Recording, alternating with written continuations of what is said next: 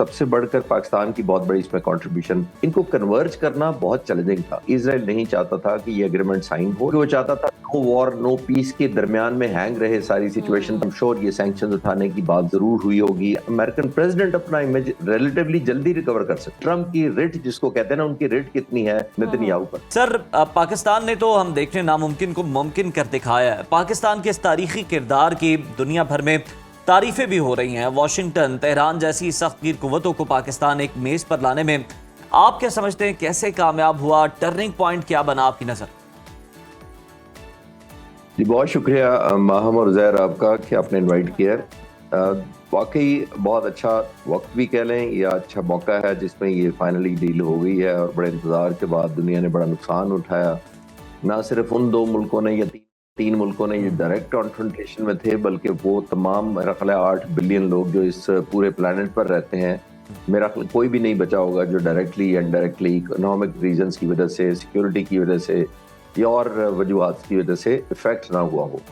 ये ऐसी जंग थी जिसने जाहिर है होलनाक शक्ल अख्तियार न सिर्फ रीजन में की, बल्कि इकोनॉमिक पॉइंट ऑफ व्यू से स्टॉक मार्केट्स हैं, ऑयल प्राइसेस हैं, ग्लोबल ट्रेड है, बहुत सारी शिपमेंट है, तो तमाम इफेक्ट हुई थी। तो ये सबसे बढ़कर पाकिस्तान की बहुत बड़ी इसमें कंट्रीब्यूशन परसुएशन की वजह से रही है कि देखिए ऐसे बड़ी साइड जो एक तरफ सुपर पावर है बैक बाय इजराइल, दूसरी तरफ ईरान है जिसको अपनी नई स्ट्रेंथ का पता लगा, स्टेट ऑफ होर्मुज का उसको न्यू फाउंड रियलिटी का पता लगा कि उस पास लीवरेज है, उसने रीजनलाइज कर दिया जंग को।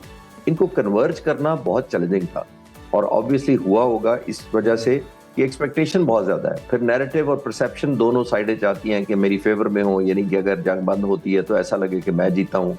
इसको बैलेंस करके चलना और खास तौर पर उन स्पॉयलर्स की मौजूदगी में जो नहीं चाहते थे कि ये साइन हो, तो आई थिंक बहुत बड़ी एक दिन भी है और पाकिस्तान के लिए एक न्यू फाउंड एक लीवरेज भी मिला है डिप्लोमेटिकली। बिल्कुल खालिद साहब, जंग बंदी मुआहदे पर सदर ट्रंप ने दस्तखत कर दिए और ईरान की तरफ से भी हमने देखा कि डिजिटल दस्तखत किए गए। इस सारी सूरत हाल के बाद जिस तरह से आप भी बता रहे हैं कि स्पॉयलर मौजूद है, अभी भी कोई इम्कानात लगते हैं कोई मिस एडवेंचर हो सकता है? माहम, ये बुनियादी तौर पर जो डिले हुआ है, इतने हफ्ते आपने देखा नेगोशिएशन चली, इंटेंस और बड़ी पेन टेकिंग थी, वो हुई ही डिले स्पॉयलर्स की वजह से है। जाहिर है जब एक सीज फायर हो जाती है तो फिर निस्बतन आराम से एक रियलाइजेशन आ चुका होता है, new found realities, ground realities का आपको पता लगता है, अपनी कमजोरियों का, दुश्मन की का तो पता लग जाता है, तो आप एग्रीमेंट की तरफ चले जाते हैं। उस पर फाइनल टचिंग थोड़ा टाइम लगता है कि आपने देखा यहाँ महीनों लगे, सिर्फ और सिर्फ इस वजह से कि इजराइल नहीं चाहता था कि ये एग्रीमेंट साइन हो। नंबर वन, पहली तो वो नहीं चाहता था कि जंग बंद हो, क्योंकि जंग के अंदर उसको एक विंडो ऑफ अपॉर्चुनिटी मिली हुई थी कि ईरान को और हिजबुल्लाह को और जहां जहां वो चाहता था सिलेक्टिवली टारगेटिंग करता था। अब उसने देखा कि ये अगर सीज फायर हो गया है तो वो ये नहीं चाहता था ये एग्रीमेंट की तरफ जाए, क्योंकि वो चाहता था नो वॉर नो पीस के दरमियान में हैंग रहे सारी सिचुएशन, ताकि वो फिर एज एंड व्हेन बेसिस पर हिजबुल्लाह को टारगेट कर सके। अभी भी देखिए तकरीबन 15% जो आबादी है लेबनान की वो डिस्प्लेस्ड है, तकरीबन लाखों घर हैं। सबसे ज्यादा इस वक्त जानी नुकसान ईरान से ज्यादा लेबनान में कत्लो गारत किया है इजराइल ने। तो ये प्राइस जो देखिए जो हम नजर भी नहीं आती, और हमेशा जब भी आप देखें इस तरह की जंगें जब हुई हैं, जब से ये पर्टिकुलर हुई है, इजराइल ने एक्सपैंड किया है। कभी वो गाजा पर कब्जा कर लेता है कि जी मेरा इतना परसेंट मेरा हो गया, अब लेबनान पर भी उसने कर लिया मोस्टली 15% के करीब, और वो उसको परमानेंट अपनी सेटलमेंट बनाना चाहता है। तो ये स्पॉयलर्स अपनी जगह डेफिनेटली हैं और उनकी मौजूदगी में यहाँ तक पहुंच जाना वाकई एक बहुत एक मुआजिज़े से कम नहीं। बेशक खालिद साहब, ईरानी मीडिया दावा कर रहा है कि जनेवा दस्तखत से पहले $12 अरब जो हैं वो जारी होंगे, जबकि अमरीकी ब्रीफिंग ये बताती है कि कोई पेश की रकम नहीं मिलने वाली है, बल्कि कारकर्दगी की बुनियाद पर कोई मरहलावार रिलीफ है वो मिलेगा।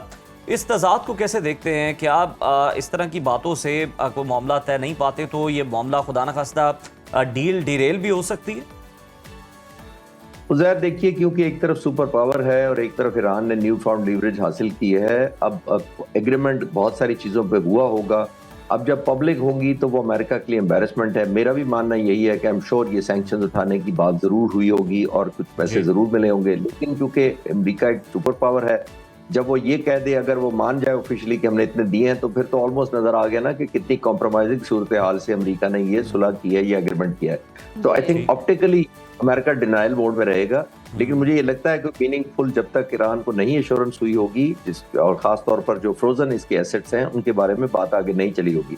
लेकिन अभी भी फर्क सिर्फ बयानात तक ही रहेगा मेरा ख्याल है, प्रैक्टिकली नहीं होगा। डील होने को मैं नहीं देख पा रहा क्योंकि रियलिज्म आ गया है, सबक सीख लिए हैं दोनों साइड्स ने, नुकसान उठाया है खास तौर पर ईरान ने डिस्ट्रक्शन का और अमेरिका ने अपने इमेज का। दोनों नुकसान बड़े नाकाबिल तराफी होते हैं।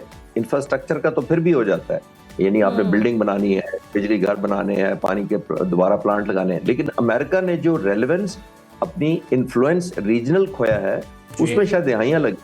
और आखिरी बात इस सवाल के जवाब में ये बड़ी इंपॉर्टेंट है कि अमेरिकन प्रेसिडेंट अपना इमेज रिलेटिवली जल्दी रिकवर कर सकते हैं, और वो रिकवर कर सकते हैं बाय मेंटेनिंग जो एग्रीमेंट के अंदर हो वो भी पासदारी करे। लेकिन अगर इजराइल फिर हॉस्टेज बना लेता है तो हम और आप जैसे लोग फिर दोबारा बात करेंगे कि ये असल जंग तो नेतन्याहू ने शुरू की थी, उसी ने खत्म किया और उसी ने सीज फायर को ब्रेक किया, खुदा ना खास। जी बिल्कुल ऐसा ही है। अच्छा खालिद साहब, अगर हम डोनाल्ड ट्रंप की बात करें जो कि हमेशा से कहते रहे कि ओबामा से अच्छी डील मिलाकर दूंगा, और सदर ट्रंप 15 से 20 साल तक ईरान के जौहरी प्रोग्राम को मुंजमद करने और अफजूदा यूरेनियम को मुल्क से बाहर भेजने या तल्फ करने पर इसरार कर रहे हैं, क्या ईरान अपनी रेड लाइन से पीछे हटकर ओबामा दौर की 3.67 जो % अफजूदगी की हद है या इससे कम पर मुस्तकिल समझौता करने के लिए वाकई तैयार होगा? देखिए माम, ईरान का डिले करने का सबसे ज्यादा मेरा ख्याल वजह ही यही थी कि ईरान ने जो पिछला ट्रैक रिकॉर्ड है 2015 JCPOA जिसकी बात कर रही हैं, उसमें ईरान ने, अब पहले भी एक तो शायद मैंने प्रोग्राम में अर्ज किया था कि 8 टन अपना न्यूक्लियर रिच मटेरियल दिया था रूस को कैस्पियन सी के रास्ते, वॉलंटरली, बगैर एक बुलेट फायर किए हुए। तो ईरान ने उस वक्त ये रियलाइज किया था कि शायद सैंक्शंस उठ जाएंगी, उसकी इकोनॉमिक ग्रोथ हो जाएगी, उसको तेल बेचने दिया जाएगा, लेकिन नहीं हुआ। न्यूक्लियर एनरिचमेंट के 3.98 तक उसने उस वक्त मान लिया था, जो कि इंटरनेशनल स्टैंडर्ड्स के मुताबिक IAEA की लिमिटेशंस के अंदर है। लेकिन उसके बाद हमने देखा कि ना सैंक्शंस उठी, ना इकोनॉमिक ग्रोथ हुई, बल्कि अमेरिका ने कंसिस्टेंटली रजीम को क्रिटिसाइज भी किया। और ये वो वक्त है ओबामा के बाद, ऑब्वियसली आपने देखा कि प्रेसिडेंट बाइडेन ने भी कोई उस पर रिलैक्सेशन नहीं दी, बल्कि प्रेसिडेंट ट्रंप ने आके सस्पेंड कर दिया था JCPOA।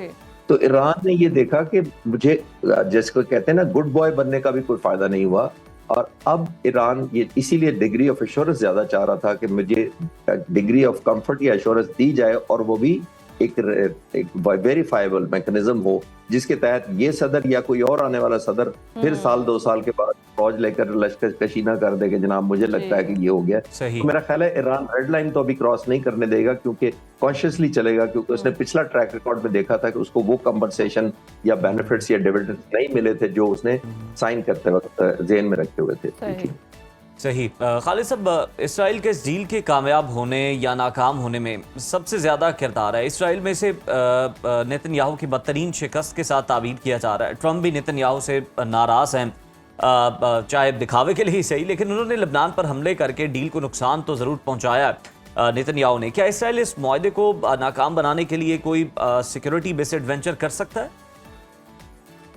देखिए, ये सबसे बड़ा इम्तिहान है प्रेसिडेंट ट्रंप का, क्योंकि अगर president Trump Israeli prime minister को मैनेज कर सकते हैं, मैं सबसे डिसेंट लफ्ज सुबह सुबह इस्तेमाल कर रहा हूँ, जो मैनेज कह रहा हूँ, इससे ज्यादा सीरियस लफ्ज भी इस्तेमाल हो सकते हैं, तो वो मैनेज कर सकते हैं, तो फिर तो डिपेंड करेगा कि प्रेसिडेंट ट्रंप की अपनी भी क्रेडिबिलिटी बहाल रहेगी और इस मुआहदे की भी सैंटिटी रहेगी।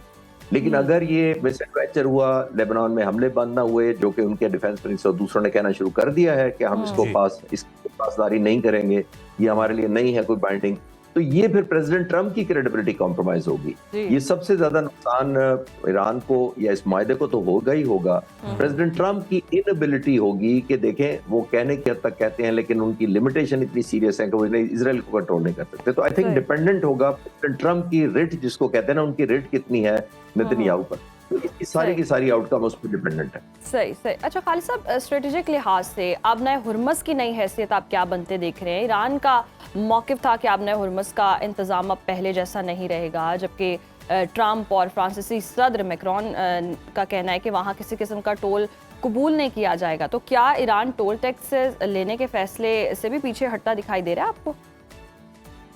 देखिए, ये ऐसी चीज़ है जिसको मैं फिर कहूँगा कि एक न्यू फाउंड एडवांटेज ईरान को मिली है, और आज नहीं मिली। ये अमेरिका की हिस्ट्री में इस तरह होता आया है कि प्रेसिडेंट रोनाल्ड रेगन ने जब ईरान पर सख्ती की थी, सख्ती से ईरान हमेशा बेहतर कमबैक किया है।